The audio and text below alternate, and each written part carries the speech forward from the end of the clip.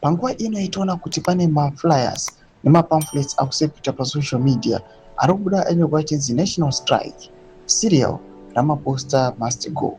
Zanabina mashoko okuda panguva ino kuchanokwa kunzi Cyril Ramaphosa opita panguva yakaoma. Patiri kuona kuti the Madzikanda family iri pahondo naWikinochivayo after vari kunzi they leaked some sensitive videos pamwe chete nema-images ari kuinvolva Wikinochivayo anozikanwa kunzi ZVAITWA naCyril Ramaphosa.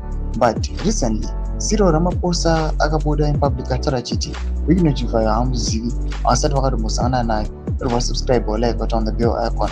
Tosangana paendo yacho kumugari vhome anoposta these pictures amuri kuona kanzi national strike, CEO must go, we are fed up, enough is enough, we will not want, we will act, our country, our future, our power. Ndobva anyara achiti 16 June sharp few day in the spirit of CHC machine nini. Ndobva aya panguva inanyara achiti the people will not wait, we are fed up.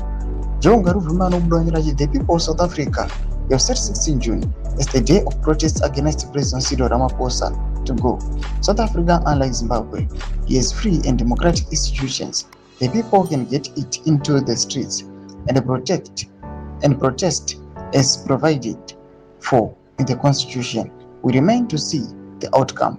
Doma development zantogwana chiko mugari vhume atara achiti ndo zviri kuitika South Africa izvi panguva ino kuchanokwa kunzi nawo aiwa yezvigananda panguva ino ichinopindawo nemuSouth Africa yona kunzi vokanganisira Cyril Ramaphosa and panguva ino akufesa nereality.